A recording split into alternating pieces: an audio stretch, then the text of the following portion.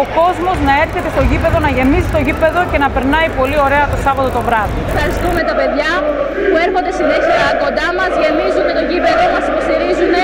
Όπως έχουμε πει, είναι ο έκτος παίκτης και τους χρειαζόμαστε πάντα. Είναι κρίμα που δεν ήταν οι φίλαθλοι μας να μας ενισχύσουν.